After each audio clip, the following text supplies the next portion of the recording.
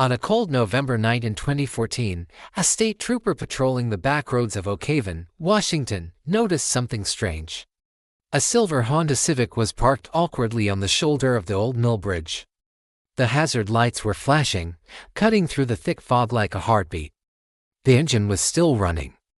The driver's side door was standing wide open to the cold night air. But inside, the car was empty.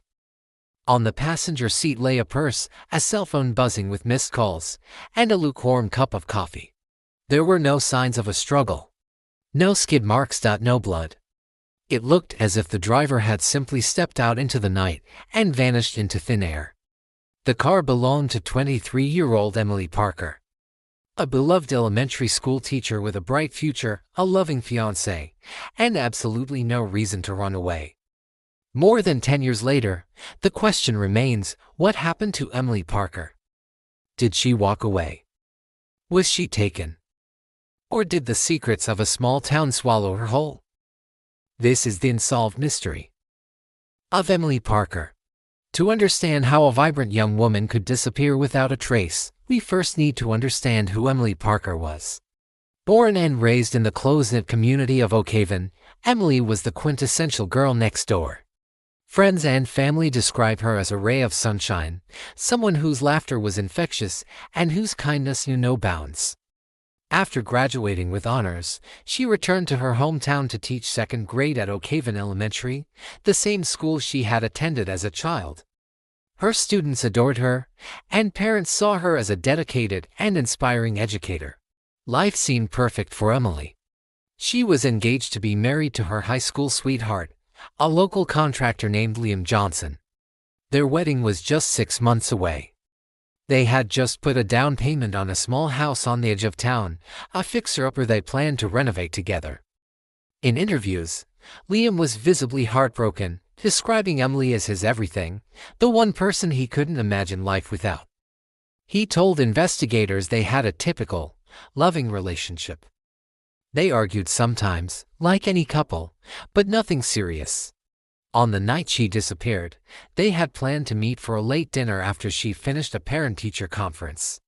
He was the one who kept calling her phone, his worry growing with each unanswered ring. So what happened on that foggy November night? The timeline is both simple and baffling. Emily left the school around 7:30 p.m. A fellow teacher saw her walk to her car, waving goodbye with a smile.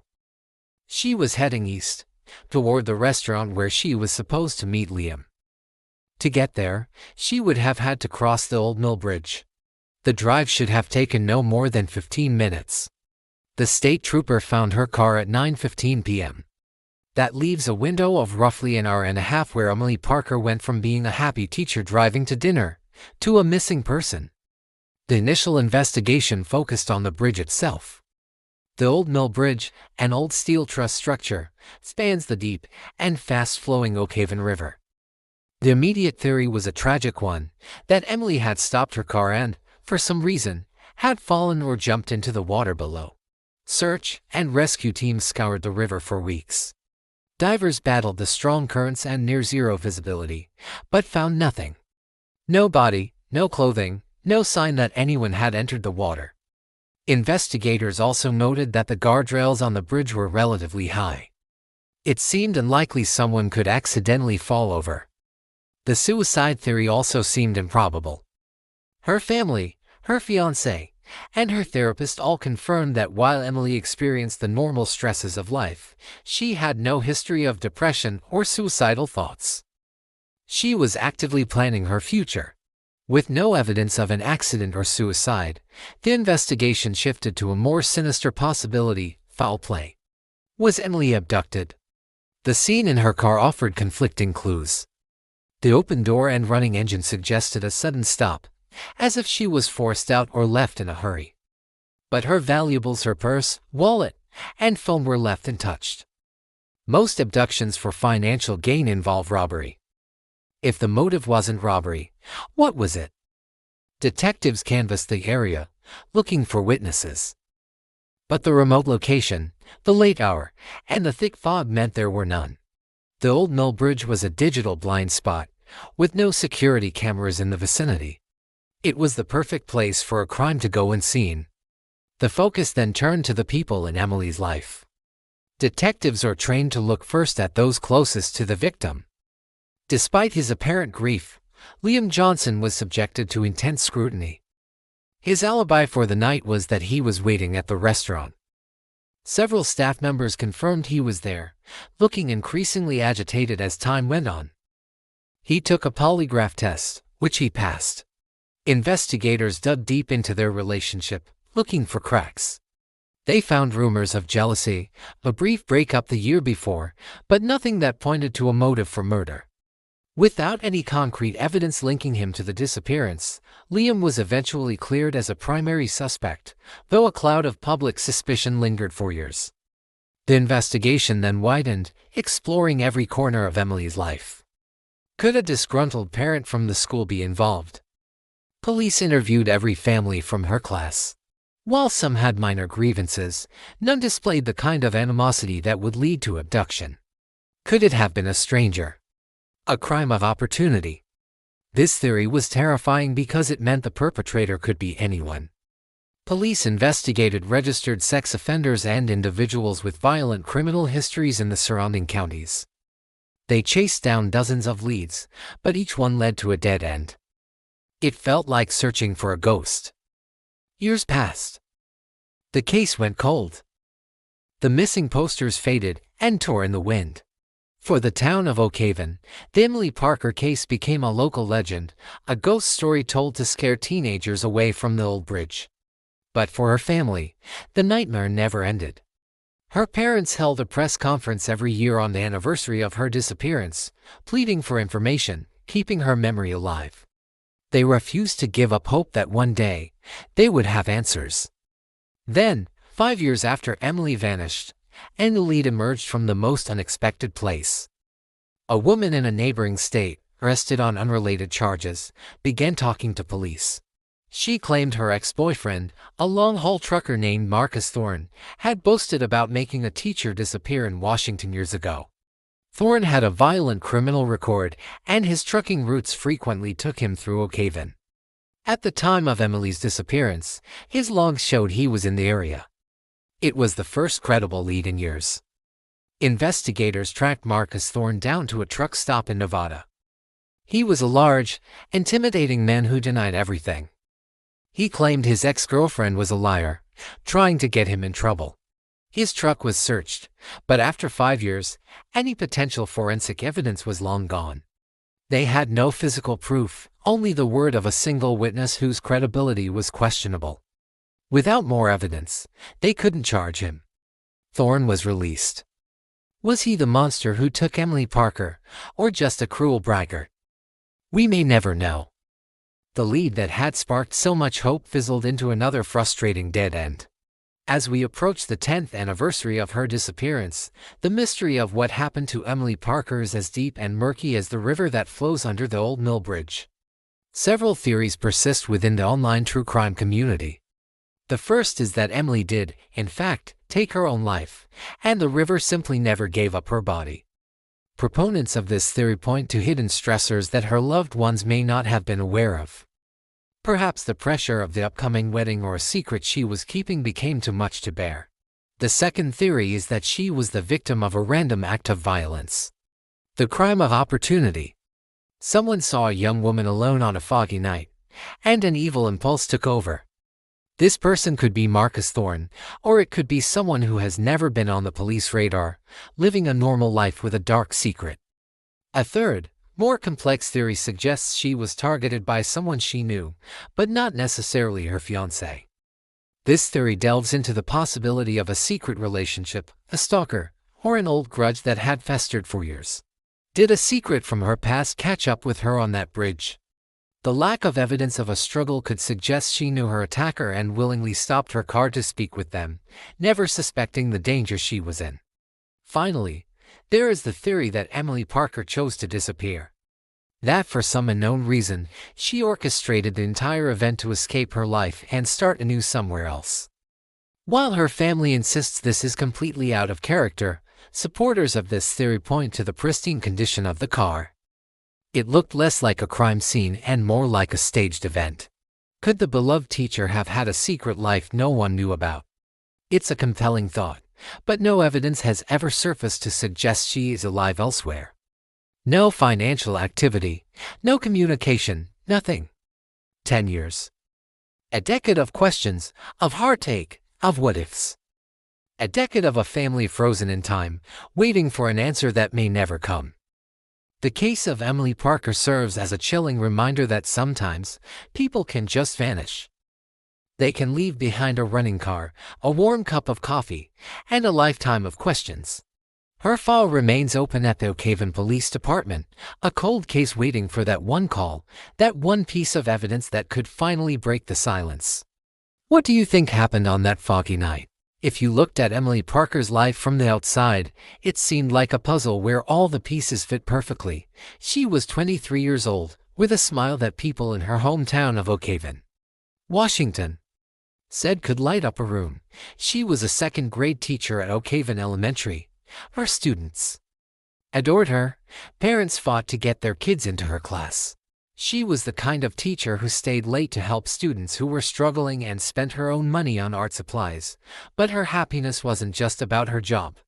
Emily was weeks away from her wedding. She was engaged to her high school sweetheart, Mark. They had just put a down payment on a small fixer-upper house on the edge of town. Her Pinterest boards were full of wedding dress ideas and flower arrangements. By all accounts, Emily Parker was the happiest she had ever been. She had no enemies. She had no criminal record. She didn't do drugs. She was the definition of the girl next door. But friends and family would later say that in the days leading up to November 14, 2014, Emily seemed distracted.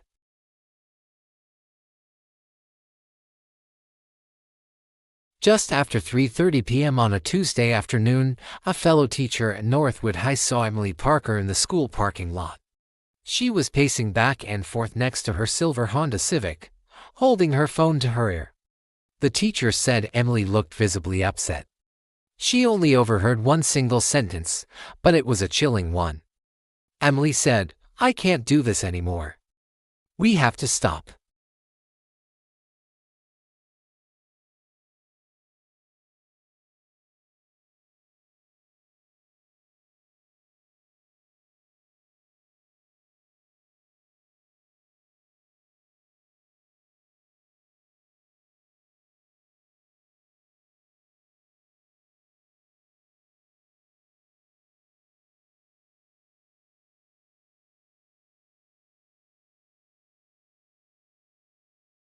When Emily was late for their 6 p.m. dinner reservation, Mark figured she'd just lost track of time or maybe got stuck in some bad traffic. He tried calling her phone, but it went straight to voicemail, again and again. By 8 p.m., his worry turned to panic. He called Emily's parents. They hadn't heard from her. He called Sarah, her best friend. Sarah said she hadn't spoken to Emily since that morning. The circle of people who loved Emily was growing wider, and so was the dread. At 9:45 p.m., a call finally came into the police dispatch. But it wasn't from Mark. It was from a state trooper patrolling Route 9, a lonely, dark stretch of highway about 20 miles outside of town. The trooper had spotted a silver Honda Civic, parked on the Old Mill Bridge. Its hazard lights were blinking into the empty darkness. This bridge, which crosses the Blackwood River, is a desolate spot.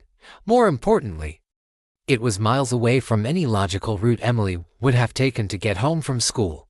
The trooper approached the car cautiously. He noted the hazard lights blinking, the engine still idling, and the heater blasting on full power, despite the mild evening. The driver's side door was wide open, as if someone had left in a great hurry. Inside, it was like a scene frozen in time. Emily's purse was on the passenger seat. Her wallet was still inside it, with all her cash and credit cards untouched. Her cell phone was sitting in the center console, its screen lighting up with missed calls from her frantic husband. But the most confusing clue was a small, crumpled receipt found on the driver's side floor mat. It was from a gas station, time-stamped at 4:15 p.m., about 40 minutes after she had left the school parking lot. This gas station was located 10 miles in the complete opposite direction of her home. The receipt showed she had bought $20 worth of gas and a pack of cigarettes. Here's the problem with that: Emily Parker didn't smoke.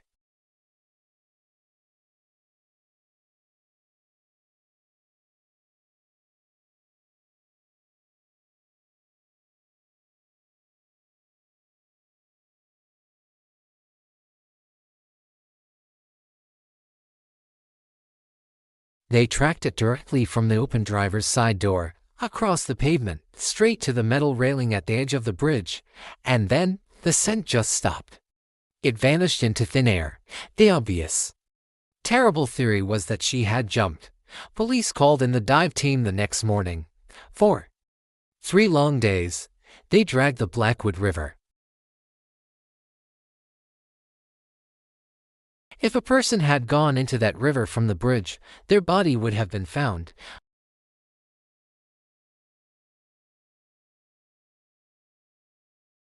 It was as if she had walked to the edge of the old mill bridge and simply evaporated. But the investigators were about to find something. As they conducted a more thorough search of her vehicle, they decided to open the trunk. And what they discovered inside that silver Honda Civic would change this entire case from a standard missing person investigation into something much, much darker. When police opened the trunk, they expected to find gym clothes or school books. Instead, they found a black backpack that neither her fiancé, Mark, nor her parents had ever seen before. Inside this mysterious backpack were 3 items that would turn the entire case completely upside down. First, there was a heavy winter coat much warmer than what she was actually wearing that night. Second, a road map of the Pacific Northwest. And third, his second cell phone, a cheap prepaid burner phone. This discovery was a bombshell. The map itself held a crucial clue. A red circle was drawn around a tiny cabin town nestled right near the Canadian border, but it was the phone that proved to be even more revealing. The idea that Emily, the perfect school teacher with the perfect life, had a secret phone just didn't add up. This changed everything. Police powered it up. There was only one number saved in the contacts. It was labeled simply with a single letter H. Investigators immediately dove into the text history. Most of the messages had been deleted, but one critical text remained. It was received at 10:00 a.m. on the very day she vanished. It read, "Bring the cash. Don't tell him. Tonight is the night." This one message raised so many new questions. Who was H? And just as importantly, who was the him that Emily wasn't supposed to tell? In almost every missing person case, the significant other is the first person police look at. Her fiancé, Mark, was brought in for questioning. He was cooperative, but investigators quickly got the sense he was hiding something. After hours of intense interrogation, Mark finally admitted that he and Emily had been fighting. He confessed that Emily had been secretly withdrawing large sums of money from their joint savings account. $500 here, $200 there. Whenever he tried to ask her about it, she became defensive and would shut down the conversation completely. Despite his initial secrecy, Mark passed a polygraph test. His alibi was solid. Multiple witnesses confirmed he was at work until 5:30 p.m. The police started to wonder, was Emily running away from Mark, or was she trying to protect him from something far more dangerous? Then came a pivotal break in the case. The lab results from the cigarette pack found in the car came back. Forensics had managed to lift a partial fingerprint from the plastic wrapper. The print was run through the database. It didn't belong to Emily. And it didn't belong to Mark. It belonged to a man named Henry Silas. The mysterious H. Henry Silas was a former custodian at Emily's school. He had been fired 6 months earlier for petty theft. With this new lead, police rushed to Henry's last known address. When they arrived, the apartment was empty. His landlord told them that Henry had packed up his truck in a hurry and left town on the evening of November 14th, the exact same night Emily disappeared. It looked like the police finally had their prime suspect. A nationwide manhunt was immediately issued for Henry Silas. For 2 long weeks, the search continued. Then, they found him in Idaho. But he wasn't running anymore. Henry's body was discovered in a cheap, rundown motel room. The official cause of death was a drug overdose. In his room, authorities found $5,000 in cash, the exact amount that had been secretly withdrawn from Emily and Marcus' bank account over the previous months. The money was there. The suspect was found, but they didn't find Emily. The trail had gone cold once again, leaving more questions than answers. With Henry dead, the answers died with him. The case went cold, but over the last 10 years, 3 main theories have emerged about what happened on that bridge. Theory number 1, the blackmail gone wrong. Investigators believe Henry Silas discovered a secret about Emily, or perhaps someone she loved and was blackmailing her. This explains the missing money and the secret phone. The theory suggests Emily met Henry on the bridge to pay him off one last time, but something went wrong. Maybe she threatened to go to the police, and Henry panicked, killed her, and disposed of her body somewhere the divers couldn't find. Theory number 2, the Great Escape. Some people believe Henry wasn't the villain, he was hired help. Remember the map circling the town near the Canadian border? Some believe Emily paid Henry to help her disappear and start a new life. They think she staged the car abandonment, got into Henry's truck, and he drove her out of state. But if this is true, why did Henry end up dead alone in Idaho? And why has Emily, a woman who loved her family and her students, never contacted anyone in 10 years? Theory number 3, the third man. This is the most terrifying theory. The text message on the burner phone said, "Don't tell him." Everyone assumed him meant Mark, the fiancé. But what if him referred to a third person? Someone dangerous, who was controlling both Emily and Henry. In this theory, they were both silenced to protect a bigger secret. It has been over a decade since Emily Parker left her classroom, bought a pack of cigarettes she didn't smoke, and vanished into the fog. Her fiancé, Mark, eventually moved away, though it's said he still sends a card to her parents every Christmas. Her classroom is now taught by someone else. The world has moved on. But for her family, time stopped on November 14, 2014. They don't care about the money. They don't care about the secrets. They just want to know where their daughter is. Someone out there knows what happened on the old mill bridge. Someone knows why Henry Silas had that money. Secrets don't stay buried forever.